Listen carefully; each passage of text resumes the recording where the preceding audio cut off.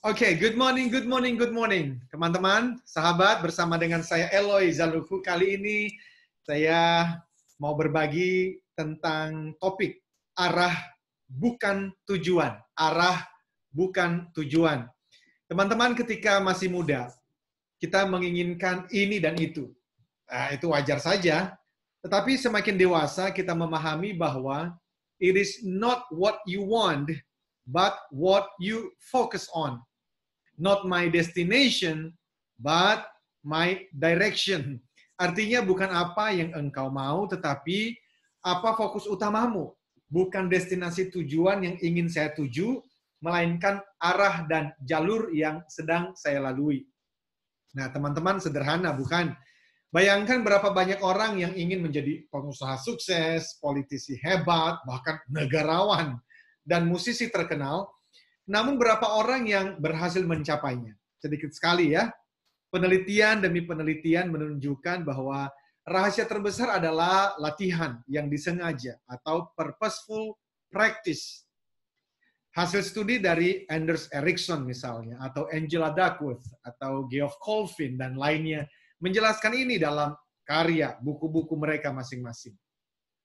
Teman-teman, semua penelitian itu mengingatkan bahwa Anda mau menjadi pengusaha atau investor terkaya di dunia, Anda mau menjadi politisi, atlet, negarawan, musisi, penulis, pembicara, konsultan, tokoh spiritual, manusia paling kreatif dan inovatif, guru, pemimpin, penari, pelayan, petani, dan apa saja. Bisa. Kata mereka begitu dengan satu syarat, fokus berlatih. Fokus berlatih karena kemana fokus mengalir, energi mengikuti. Mari buktikan ya teman-teman, dengarkan baik-baik, fokus konsentrasi ini.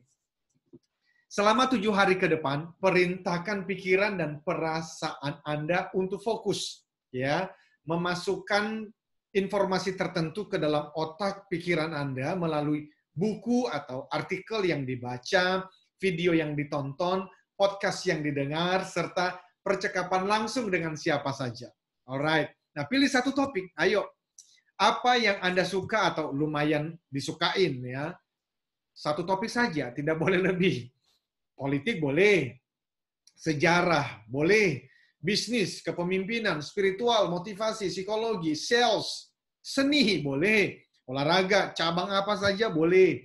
Family, parenting, teologi, pertanian, pendidikan, IT, digital, atau mau belajar tentang robots, apa saja boleh, tapi hanya satu ya.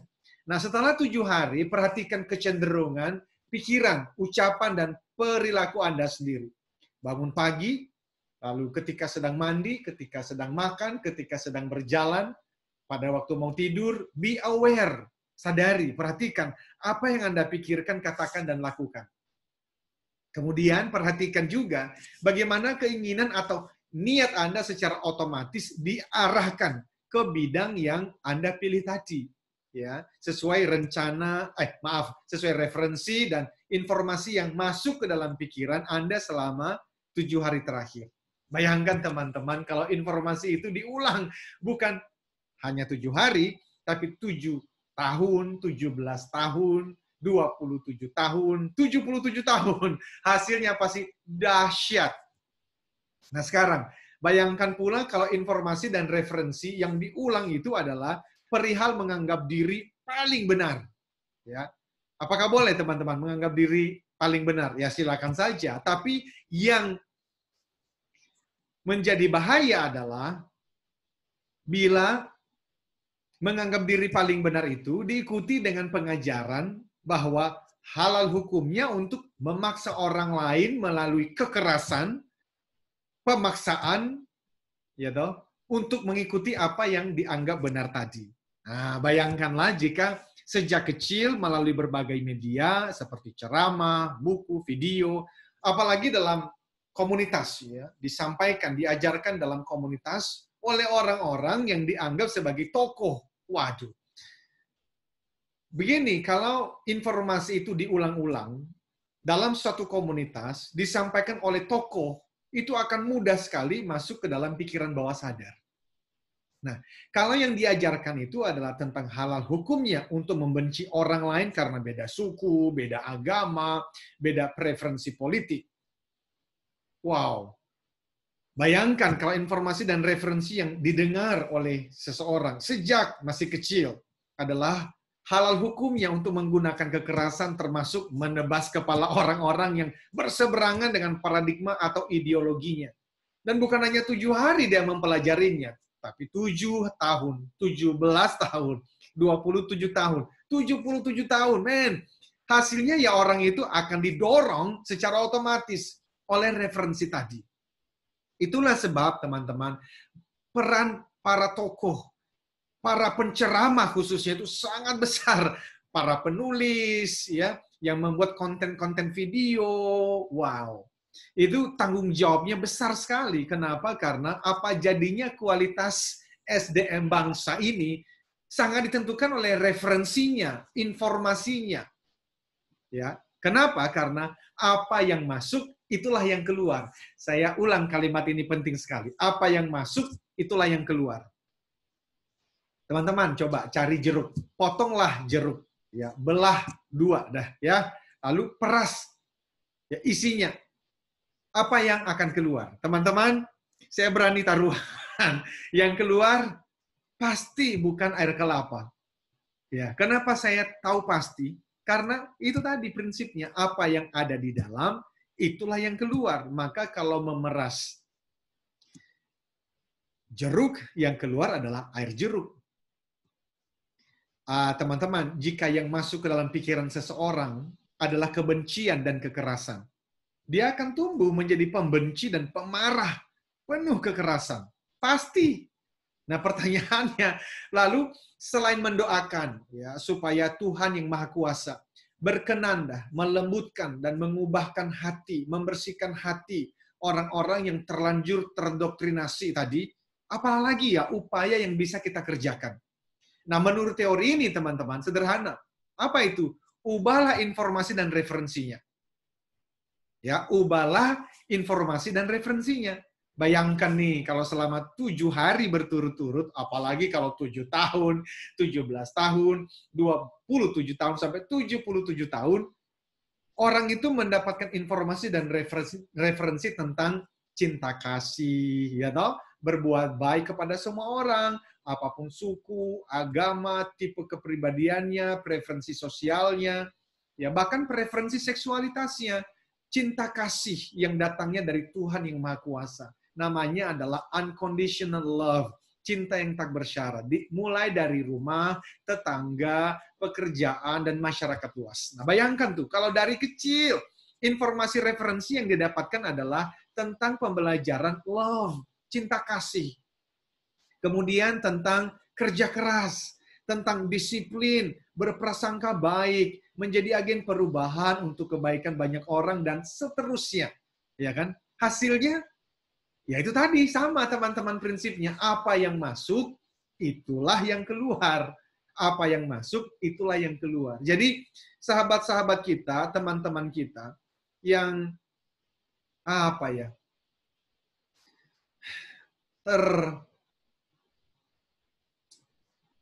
terpapar gitu loh, dengan pemahaman pengajaran tentang kebencian, kekerasan, itu tidak bisa kita menangkan hatinya dengan kekerasan dan kebencian juga. Karena benci tidak bisa menyelesaikan kebencian. Amarah tidak bisa diselesaikan dengan amarah. Kekerasan tidak bisa diselesaikan dengan kekerasan. Yang ada adalah justru menambah rumit situasi. Jadi teman-teman, saya usulkan yang paling pertama adalah doakan dulu dah, ya, doakan semua ya, teman-teman kita, sahabat-sahabat kita. Kenapa? Karena dia itu terperangkap di dalam referensi tadi itu loh. Dan awalnya dia itu sebetulnya tidak memilih referensi itu.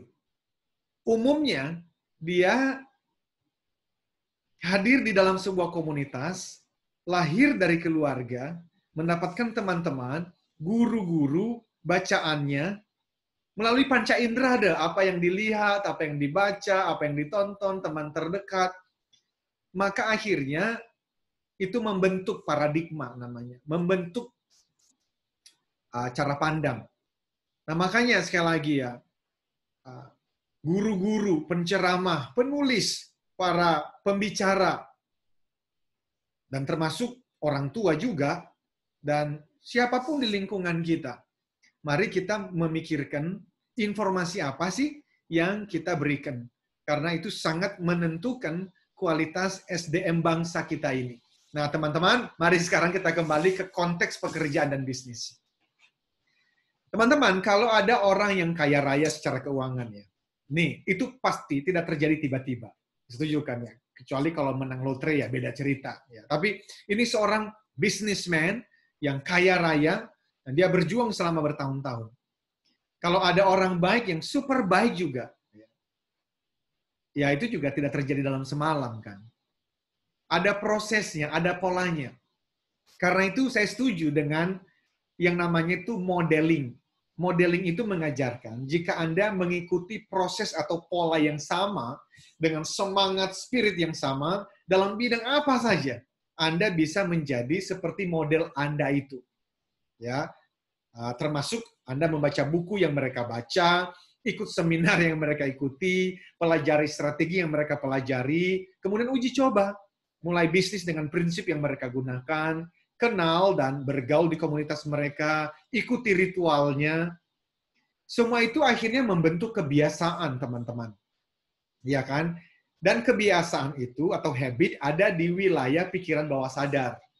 Di wilayah pikiran bawah sadar. Itu subconscious mind. Menurut para ahli seperti Pak John Melton misalnya, itu mengatakan sampai 90% sebenarnya pikiran perilaku kita ini sehari-hari sangat dipengaruhi oleh pikiran bawah sadar tadi. Ya, nah pada titik tertentu semua menjadi otomatis, sehingga tidak heran ketika orang kaya tadi bangkrut nih, ya, kemudian dia kehilangan aset, dia bisa bangkit kembali. Apa sih rahasianya? Ya tadi itu referensi menentukan fokus. Fokus membentuk kebiasaan. Kebiasaan apa? Kebiasaan 3B namanya. 3B. Yang pertama adalah kebiasaan berpikir. Kebiasaan berpikir menentukan kebiasaan berespon. Dan kebiasaan berespon menentukan kebiasaan bertindak. Ini 3B. Ya, jadi referensi menentukan fokus, teman-teman. Kalau referensinya diulang-ulang, itu menjadi fokus. Maka sesuai judul pembicaraan kita ini, yang penting itu adalah arah, bukan tujuannya. Apa itu? Nanti saya jelaskan lebih detail. Ya. Nah, jadi uang, aset, jabatan bisa hilang, teman-teman. Tapi kebiasaan 3B tadi, yaitu berpikir, berespon, dan bertindak, kan tidak pernah hilang dari diri seseorang. Kecuali ya hilang dikarenakan faktor lanjut usia atau penyakit tertentu. Demikian juga dengan menjadi politisi, negarawan, musisi, atlet, penulis, atau Certified Theocentric Motivator atau CTMers. Karena juga saya punya beberapa sahabat yang mengambil sertifikasi namanya Certified Theocentric Motivators. Atau TTL, Licensed Practitioner. Apa itu? Ini adalah Theocentric and Transformational Leadership Licensed Practitioner. Ya kan? Nah, teman-teman, semuanya ini ada proses, ada polanya. Jika polanya diikuti, hasilnya bisa diprediksi. Jadi deh tuh, jika polanya tidak diikuti, ya sama, hasilnya juga tidak bisa didapatkan. Satu hal yang disayangkan, teman-teman, umumnya manusia tidak mau menjalani proses, kan ya. Menolak mengikuti pola, maunya tuh ya sukses instan dah ya, kan nggak ada. Lalu pada saat tidak mendapatkan apa yang diinginkan, menjadi kecewa, kesal, marah, hingga menyalahkan situasi dan pihak lain. Untuk mereka lah percakapan ini saya buat ya, sebagai peringatan bahwa it is not what you want, my friend, but what you focus on. Not your destination, my friend, but your direction. Artinya, bukan apa yang engkau mau, tetapi apa fokus utamamu. Bukan destinasi tujuan yang ingin engkau tuju, melainkan apa arah dan jalur yang sedang engkau lalui. Semua orang mah pingin menjadi pengusaha hebat, orang kaya raya, negarawan, wah semua juga mau dah ya. Tapi bukan apa yang engkau mau yang paling penting. Yang penting itu Anda fokus utamanya apa? Nah, fokus utama tadi didapatkan dari mana? Dari referensi, teman-teman. Jadi, kalau Anda tidak hati-hati dengan informasi dan referensi yang masuk ke dalam pikiran Anda, sebetulnya Anda sedang membiarkan fokus Anda diarahkan. Dan fokus itu menentukan hasil. Karena bukan apa yang Anda mau yang paling penting. Yang paling penting itu adalah fokus utama Anda apa. Dan saya ulangi terus-menerus, fokus utama Anda itu sangat ditentukan oleh referensi Anda. Apa yang Anda baca, apa yang Anda dengarkan, apa yang Anda tonton, apa yang Anda lihat. Nah, karena itu teman-teman, misalnya ya, Anda mau pergi ke Surabaya. Surabaya ada di mana? Jawa Timur ya. Tetapi Anda itu menyetir mengambil arah jalur ke Medan, Sumatera Utara. Maka tidak peduli kecepatan Anda berkendara. Nggak peduli, teman-teman. Karena kecepatan tinggi hanya membuat Anda semakin jauh dari destinasi tujuan yang Anda harapkan. Betul kan ya? Kecepatan tinggi hanya membuat Anda semakin jauh dari destinasi tujuan yang Anda ingin tuju.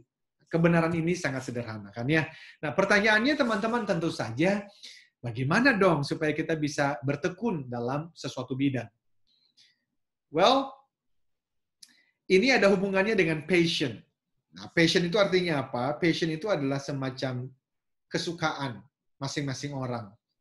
Kalau orang tuh udah passion dengan sesuatu ya, bisa lupa waktu, ya, bisa lupa makan, lupa tidur, ya, mereka senang mengerjakannya. Passionate, antusias, semangat bangun pagi mengerjakan. Nah, ini juga sampai jam berapa ini? Ini saya udah 6:30 malam ini saya membuat video ini. I'm still loving it. Ini passion, ini passion. Dibayar nggak saya membuat ini? Enggak lah, nggak dibayar. Tapi kenapa saya melakukannya? Passion, teman-teman, passion. Nah, dalam pengajaran Theocentric Motivation and Leadership atau TML, okay? Pengajaran Theocentric Motivation and Leadership, passion itu hasil dari pertemuan antara purpose atau tujuan dengan potential atau potensi. Itu adalah bakat khusus yang Tuhan titipkan kepada masing-masing orang. Anda pasti ada bakat khususnya. Ya, siapa yang kasih? Tuhan yang kasih. Buat apa dikasih? Ya, diberikan itu supaya masing-masing orang bisa menggenapi tujuan penciptaannya. Nah, ini penting sekali, teman-teman. Karena finding purpose itu penting.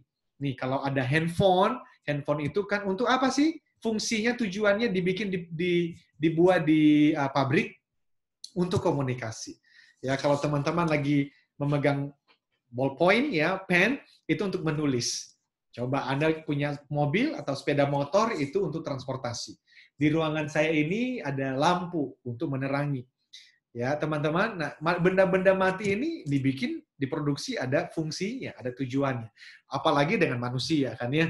Nah, saya udah mulai memikirkan ini dari tahun 98, waktu dulu saya masih kuliah di Melbourne. Meaning atau purpose of life. Nah, teman-teman, jadi berbicara mengenai purpose, apa tujuannya. Nah, untuk menggenapi tujuan itu, ada potensi di dalamnya.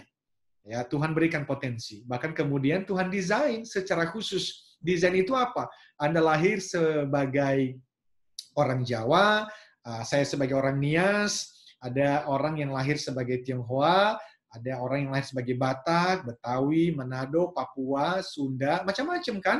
Teman-teman, itu desain, by design. Karena teman-teman tidak memilih siapa yang menjadi orang tuanya kan. Saya juga tidak memilih siapa yang menjadi orang tua saya. Ada yang lahir di Indonesia, ada yang di Amerika, ada orang Jepang, Korea, India, Meksiko, macam-macam. Ya, Singapura, Malaysia, macam-macam. Nah, itu desain. Jadi ada purpose, ada design, ada potential. Oke, Tuhan tetapkan dulu tujuannya dong.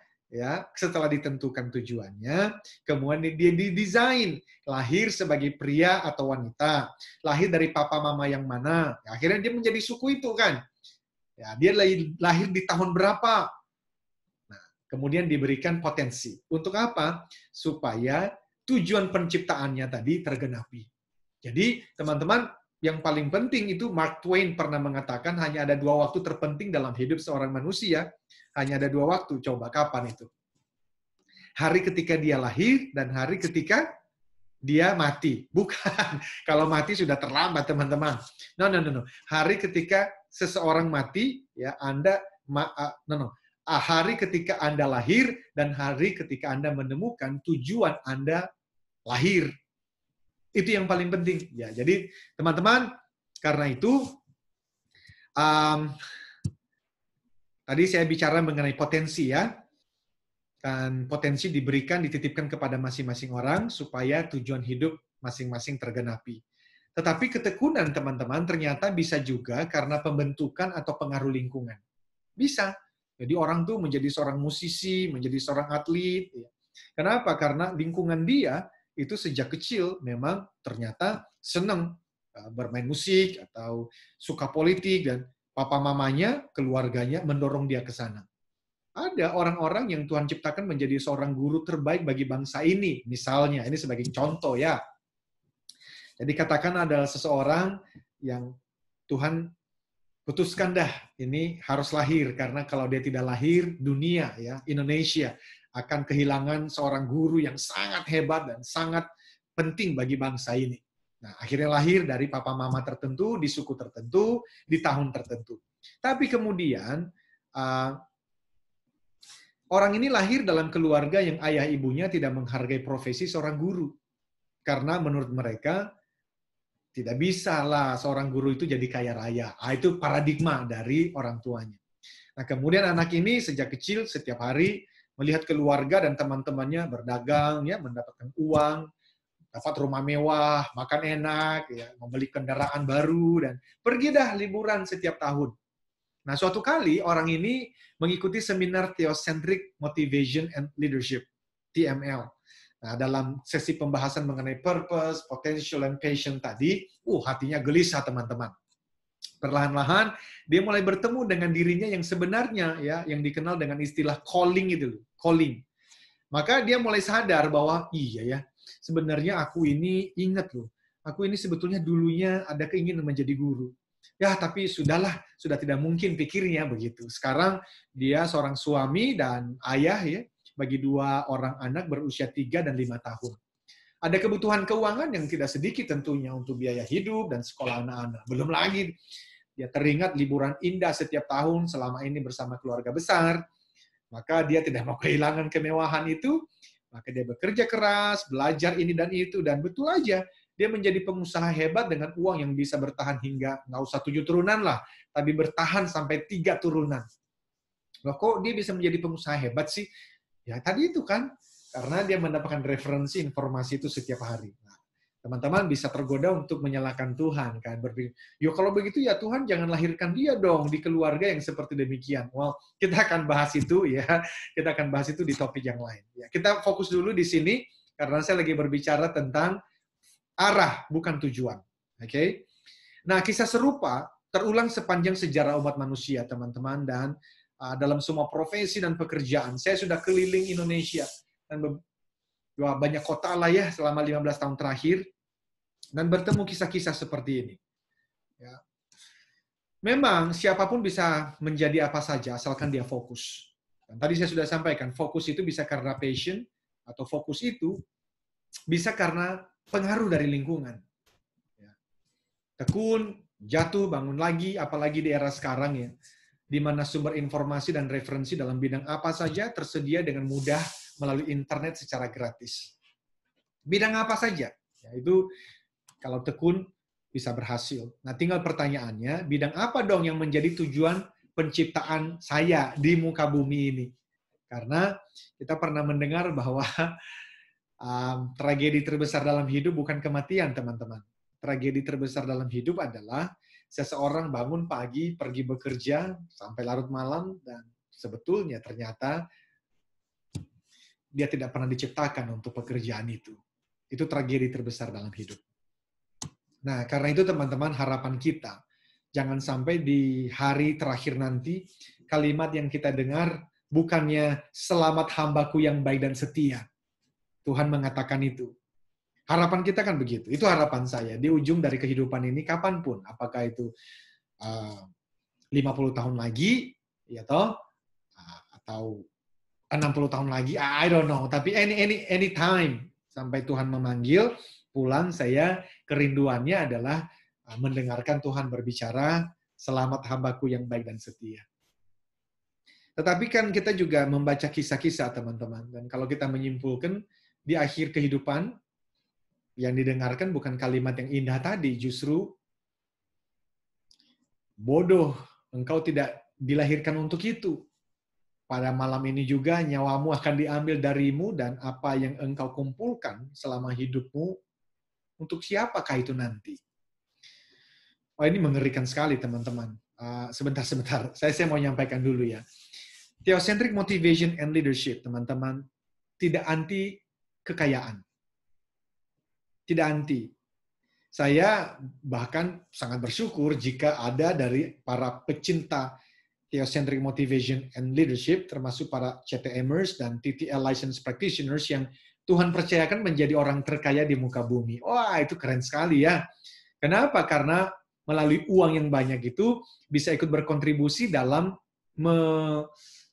misi mengakhiri kemiskinan. Okay? Ending poverty.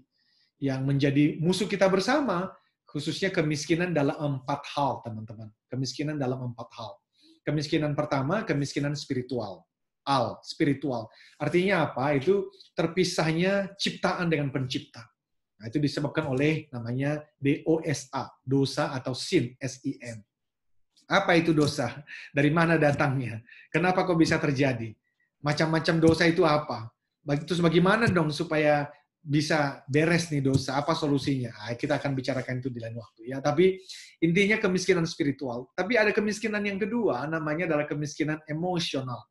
Kemiskinan emosional itu ya cepat marah, atau cepat sedih, atau loyo, tidak semangat, tapi masih hidup. Nah, itu kan mengerikan sekali, karena teman-teman, bagi mereka yang malas kan, akhirnya tidak mendapatkan makan ya, karena dari mana dapat makannya orang malas. Itu emosional. Kemudian kemiskinan intelektual. Banyak orang-orang yang ya sama seperti saya dulu kan lahir di desa, di kampung, nggak ada kesempatan untuk bersekolah. Saya itu kan syukur alhamdulillah bisa disekolahkan oleh orang bule, orang Amerika yang menyekolahkan lebih dari 100 anak Indonesia dari berbagai suku dan agama. Sehingga saya bisa dibawa ke Jakarta, dan bahkan bisa disekolahkan sampai di Australia. Jadi itulah sebab kenapa juga pada tahun 2009 bersama dengan sahabat saya, itu mendirikan sebuah yayasan, namanya Yayasan Kasih Peduli Sesama, Bridge of Hope Scholarship. Kita memberikan beasiswa kepada anak-anak kurang mampu dengan visi menyekolahkan 1.000 anak Indonesia dari berbagai suku dan agama sampai lulus sarjana. Belum 1.000 teman-teman yang kita sekolahkan ya, tetapi ada puluhan anak-anak yang sudah kita sekolahkan dan masih kita sekolahkan sampai sekarang. Nah, itu kemiskinan intelektual, supaya pendidikan mereka lebih baik. Karena saya juga nggak bisa seperti ini, teman-teman, kalau saya masih di kampung, di desa Pulau Nias itu, nggak mungkin seperti ini. Jadi itulah sebab kenapa saya sangat percaya bahwa pendidikan itu penting. Tapi kemudian namanya kemiskinan finansial. Ini keuangan, ini financial. Ini juga kemiskinan finansial itu kan musuh kita bersama. Banyak orang-orang yang sekarang kekurangan uang, bahkan untuk membayar kontrakan, nggak tahu uang dari mana kan. Uang sekolah anak-anak kesulitan, apalagi di tengah-tengah pandemi COVID-19. Banyak teman-teman yang kehilangan pekerjaan. Ini adalah musuh kita bersama, kemiskinan finansial. Sehingga saya bersama dengan tim juga rajin untuk mengadakan acara-acara ya yang bisa memberikan wawasan bagaimana memulai bisnis. Bahkan saya diajak oleh Ciputra, ya, Entrepreneurs Club, untuk bersama-sama memberikan informasi peluang kepada seluruh rakyat Indonesia, peluang bisnis hanya dengan 10.000 per hari. Kenapa saya menerima ajakan itu dan sangat giat untuk menjalankannya? Karena ini misi. Ya, kita jangan sampai saya hanya membakar semangat, ayo kamu bisa, kamu bisa. Lah pertanyaannya peluangnya mana? Nah, inilah peluangnya. Silakan Anda juga bisa mencari tahu lebih banyak mengenai peluang di CEC namanya ya, CEC, Ciputra Entrepreneurs Club. Saya bagian dari sana. Kalau Anda bergabung itu ada kode referensinya. Nah, kalau Anda mau bergabung di dalam tim saya, nah kode referensinya itu adalah CEC garis sambung sukses. CEC sukses. Nah, maka disinilah dibutuhkan wisdom ya teman-teman, atau hikmat bijaksana. Bukan sekedar pengetahuan ya. Pengetahuan itu bisa didapat dengan belajar mandiri dari internet, dari sekolah formal ya, baca buku dari berbagai sumber. Tapi hikmat bijaksana itu namanya wisdom. Ini hanya didapat dalam pergaulan erat dengan Tuhan Sang Pencipta. Apapun agama keyakinan Anda, ini penting sekali untuk dipahami bahwa Tuhanlah yang paling tahu untuk tujuan apa Anda dan saya itu diciptakan di muka bumi ini. Potensi apa yang Tuhan percayakan kepada Anda dan saya sejak awal. Tuhan yang paling tahu. Ya. Dan tadi saya sudah jelaskan untuk apa potensi dan bakat itu, ya supaya kita bisa menggenapi tujuan penciptaan kita masing-masing. Kalau pensil ya untuk menulis, jangan untuk nusuk orang dong. Kalau handphone ya untuk komunikasi, jangan untuk ganjal pintu dong. Manusia juga begitu. Diciptakan untuk hal-hal yang baik, ya. Teman-teman, maka di titik ini hanya ada dua kemungkinan pilihan kan ya. Pertama, pilihan pertama, Anda katakan kepada Tuhan yang adalah penciptamu, Tuhan, let your will be done. Let your will be done. Artinya, Tuhan, jadilah kehendakmu dalam hidupku. Ya kan? Alternatif kedua, ya Tuhan berkata kepadamu, let your will be done. Ya sudahlah, biarlah kehendakmu yang jadi atas hidupmu. Nah, teman-teman dengarkan ya, konsekuensi dari kedua pilihan ini bagaikan langit dan bumi. Ya, jadi bertentangan sekali konsekuensinya. Maka itulah sebab sejak tahun 2005, teman-teman, saya ini fokus membaktikan diri saya dalam menolong individu dan untuk menemukan tujuan hidup atau purpose tadi. Dan potensi terbaiknya atau potential, sehingga semakin banyak orang yang bangun setiap pagi, pergi bersekolah, bekerja dan berkarya dalam bidang apa saja, ya, selama itu halal ya, dengan penuh semangat atau passion. Oke, kemudian semua individu yang sudah menemukan 3P tadi, apa 3P-nya? Purpose, tujuan berarti kan ya, potential, berarti bakat-bakatnya, potensinya, dan kemudian passion, hasratnya, keinginannya, semangatnya. Maka orang-orang ini baru dilatih, di-coach, menjadi pemimpin terbaik di bidang masing-masing. Untuk apa? Ya, untuk menghasilkan buah termanis hingga 10 kali lebih baik. Untuk siapa itu? Demi kebaikan dan kesejahteraan banyak orang. Ya, nah teman-teman bayangkan ya, kalau 51% manusia di muka bumi, di Indonesia, di perusahaan, di kota masing-masing, itu menunjukkan kualitas bangun setiap pagi. Jadi 51% orang ya, manusia bangun setiap pagi, pergi belajar, bekerja, berkarya dengan penuh semangat untuk tujuan yang baik tadi, tujuan yang mulia tadi, yaitu apa? To know God and make God known. Itulah tujuan manusia secara umum ya teman-teman. Dengarkan baik-baik. Kalau Anda pernah bertanya, apa tujuan hidupku? Ya, saya sampaikan. Secara umum tujuan manusia itu adalah to know God and make God known. Apa artinya? Tujuan manusia diciptakan itu adalah supaya manusia mengenal Tuhannya dan memperkenalkan Tuhan yang Maha Pengasih, lagi Maha Penyayang itu, ya, Maha Adil, Maha Mengampuni, ya, Maha Sempurna. Nah, Tuhan yang Maha Pengasih lagi Maha Penyayang ini diperkenalkan kepada orang lain. Apakah melalui ceramah? Tidak harus. Sekali lagi, ada orang-orang yang memang diberikan potensi untuk berceramah. Tapi ada orang-orang yang potensinya bukan berceramah, potensinya bisa menulis, melukis, menjadi bankers, ya kan, menjadi atlet, menjadi guru, menjadi pengusaha, bisnis UKM, menjadi YouTubers, apa saja boleh, selama itu dilakukan untuk tujuan tadi. Apa itu? To know God and make God known. Sehingga kalau pelacuran misalnya, ya nggak bisa, karena itu kan ya masa ada orang yang menjalankan profesi pelacuran lalu mengatakan aku melakukan ini demi nama Tuhan. Ya kan nggak begitu ya. Aku melakukan ini untuk memperkenalkan Tuhan yang maha baik, kan nggak begitu ya. Demikian juga dengan korupsi, demikian juga dengan perjudian, narkoba, demikian juga dengan beberapa ya profesi-profesi lain.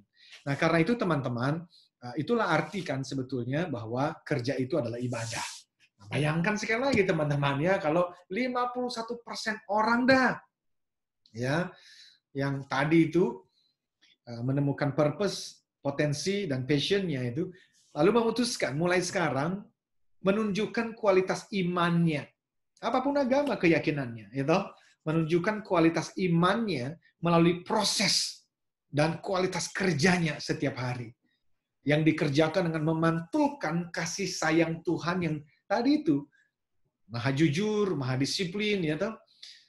Dan akhirnya orang-orang ini bekerja untuk kebaikan orang lain. Duh, kebaikan sayanya mana? Ya, kalau hati nuraninya dan pemahamannya udah benar, dia tadi kan udah kembali kepada udah menemukan tujuan penciptaannya. Memberikan manfaat kepada umat, memberikan manfaat kepada orang lain. Nah, diri saya bagaimana? Dia yakin sekali. Ketika saya sibuk untuk menolong orang lain, berbuat baik, bekerja dengan baik, jujur, disiplin, maka kebutuhanku dan keluarga nggak akan mungkin kekurangan. Nah, itu iman. Itu iman, karena dia tahu saya bertanggung jawab bukan kepada atasan saya yang ada di dunia ini, bukan kepada bos, bukan kepada presiden. Ya, itu tanggung jawab saya adalah kepada pemanggil agung gitu. Jadi Tuhan yang menciptakan saya itu, yang tidak pernah tertidur dan tidak akan mungkin salah mengirimkan berkah atau rezekinya. Nggak akan mungkin salah, nggak akan mungkin tertukar. Nah, karena itu teman-teman, ya bayangkan dunia, bangsa, kota, organisasi, ya, lembaga, keluarga, dan diri individu seperti apa yang kita akan saksikan kalau punya pemahaman-pemahaman seperti ini. Nah, inilah misi yang sangat indah, sekaligus ini misi yang besar, teman-teman. Saya ini menyebut diri sebagai man on mission. Saya ini lagi, misinya adalah mengajarkan ini kepada banyak orang. Dan saya sekarang punya teman-teman, sahabat-sahabat yang disebut sebagai Certified Theocentric Motivators. Dan pada tahun 2021 nanti, ya, saya memberikan kesempatan namanya TTL Licensed Practitioners. Jadi kepada para pemimpin-pemimpin. Ya, saya berharap ya mulai dari level manager ya kan sampai level direksi di perusahaan manapun. Kemudian ya wali kota, bupati, camat, ya mulai dari kepala desa sampai kepada para menteri, sampai kepada presiden, ya para politisi, para lawyers, guru-guru yang punya anggota tim deh. Pokoknya orang yang punya anggota tim di lembaga-lembaga formal ya maupun non-profit juga. Nah, mereka ini menjadi licensed practitioners, di mana kita belajar sama-sama mengenai theocentric and transformational leadership. Lalu itu menjadi gaya di dalam kita memimpin usaha, ya, atau di lembaga atau pemerintahan dimanapun. Nah, teman-teman, ini misi yang besar dan saya yakin sekali hanya Tuhan yang Maha Kuasa yang bisa menjadikan ini terjadi. Karena kita ini orang-orang biasa, teman-teman. Tadi saya sudah sampaikan ya, saya dari kampung. Tetapi ya, ketika misi itu sudah suatu hari kelak, ya, suatu hari kelak semakin terasa penggenapannya. Jadi misi tadi semakin terasa penggenapannya. Apa sih misinya tadi itu? Ya menolong individu menemukan tujuan hidup dan potensi terbaiknya. Ya, sehingga mereka bangun pagi, pergi belajar, bekerja, berkarya dengan penuh passion. 3P dulu. Lalu kemudian orang-orang dilatih menjadi pemimpin terbaik di bidang masing-masing, sehingga mereka menghasilkan buah termanis sampai 10 kali lebih baik untuk kebaikan banyak orang. Nah, itu misinya. Basisnya adalah love, cinta kasih yang murni, memantulkan cinta kasih, cahaya ilahi. Dan ini tidak dibatasi oleh agama, ini adalah spiritualitas. Hati nuraninya dibersihkan oleh Tuhan yang Maha Kuasa. Nah, teman-teman, ketika ini semua nanti mulai terasa penggenapannya, saya sudah melakukan ini selama 15 tahun terakhir. Maka ingat, ya, kalau sampai ini sekali lagi terasa penggenapannya di dalam hidup Anda, keluarga Anda, kota Anda, perusahaan Anda, bahkan bangsa ini, maka Ingat-ingat ya, bukan manusianya yang hebat. Bukan Eloi Zaluhunya yang hebat.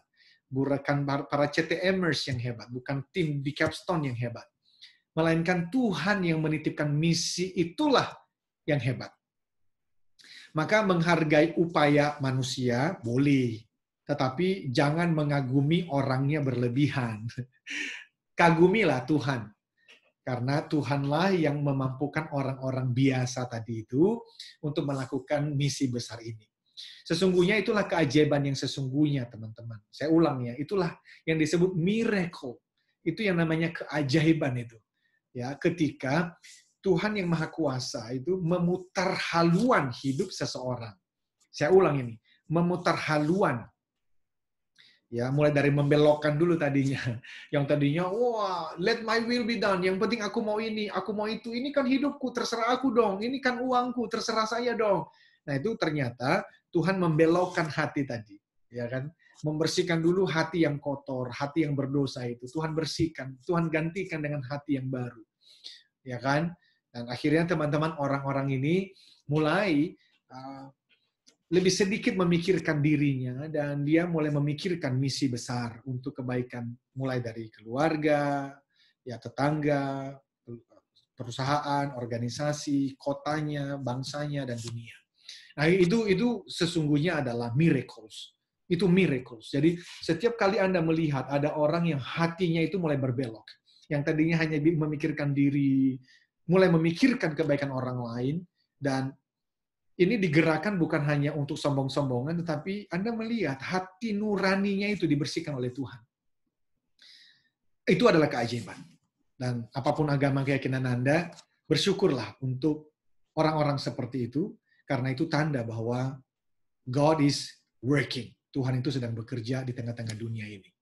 Nah, teman-teman, apakah Anda merasa tertarik ya untuk ikut serta di dalam penggenapan misi besar dan mulia seperti ini? Ya, termasuk Anda itu ingin sekali untuk mulai menemukan, iya ya, aku tuh berpikir ya, tujuan hidupku tuh apa sih? Nggak pernah berpikir loh, aku dilahirkan, kok lahir ya? What is the meaning of my life? Teman-teman, ayo bergabung dengan kami. Kita punya satu komunitas, namanya komunitas TML. TML itu Theocentric Motivation and Leadership. Mulai dulu aja Anda join ya, atau follow Instagramnya. Itu tulisannya Center Society for TML. Jadi Center, CENTER. Lalu disambung Society, SO ya. Kemudian CIETY for. Nah, for-nya itu 4, angka 4. Baru TML. TML Tenggo Mama London. Silakan teman-teman, kita memulai persahabatan kita di sana, dan mari yuk kita saling doakan dimanapun Anda berada, apapun kondisinya saat ini, supaya semuanya sehat dan aktivitas lancar. Ya, sekali lagi salam sehat dan semangat bisnis. Jika Anda jika Anda menganggap bahwa video ini bermanfaat, silakan teman-teman bagikan kepada semua teman-teman, karena itu akan menolong mereka juga untuk tadi itu purpose, potential, dan kemudian bicara mengenai passion. Nah, sekali lagi ini judulnya adalah arah bukan tujuan. Maka saya akan tutup pertemuan kita ini dengan kalimat kata bijak tadi. It is not what you want, but what you focus on. Saya ulang ya. It is not what you want, but what you focus on. It is not your destination, but your direction. Bukan apa yang kamu mau. Bukan apa yang Anda mau, tetapi apa yang menjadi fokus utama Anda. Dan bukan tujuan yang ingin Anda raih. Bukan tujuan, destinasi yang Anda ingin tuju. Tetapi sekarang, arah jalur yang sedang Anda jalanin itu apa? Nah, semua itu ditentukan oleh apa? Informasi dan referensi. Informasi dan referensi. Buku yang Anda baca, video yang Anda tonton, you know? Podcast yang Anda dengarkan, teman-teman terdekat, ceramah yang Anda ikuti. Jadi karena itu berhati-hati sekali teman-teman dengan informasi dan referensi yang masuk melalui panca indera Anda. Karena apa? Yang masuk, itulah yang keluar. Dan kepada sahabatku, teman-temanku, para guru, penceramah, motivator, ya, CTMers, ya, dimanapun berada, para penulis, mari ya, juga para YouTubers, tolong hati-hati sekali ya dengan konten-konten YouTube Anda, termasuk media sosial, apa statusnya. Pastikan semuanya ini adalah basisnya to know God and make God known. Ya, untuk mengenal Tuhan yang Maha Pengasih, lagi Maha Penyayang, dan memperkenalkan Tuhan yang Maha Pengasih dan Maha Penyayang itu. Ya, so itulah sebab kalau ada tulisan-tulisan, video-video atau ceramah-ceramah yang tidak memantulkan cinta kasih, ya, cinta kasih sayang Tuhan, maka di-delete aja, jangan didengarkan, karena itu nggak mungkin datang dari Tuhan. Masa orang klaim bahwa dia itu berbicara mengenai Tuhan yang dalam Maha Pengasih lagi Maha Penyayang, tapi dia menuturkannya dengan penuh kemarahan. Nggak mungkin lah teman-teman. Ya, jadi berhati-hati dengan referensi dan informasi yang Anda terima dan Anda bagikan. Karena apa yang masuk, itulah yang keluar. Bersama-sama yuk kita bangun Indonesia ini dengan SDM yang berkualitas. Melalui apa? Melalui informasi dan referensi yang berkualitas. Oke, so tetap semangat. Ya, good morning, good morning, good morning. Keep the smile. Dan sekali lagi, semangat bisnis. Alright. Thank you, thank you, thank you. See you. Bye. Semangat bisnis.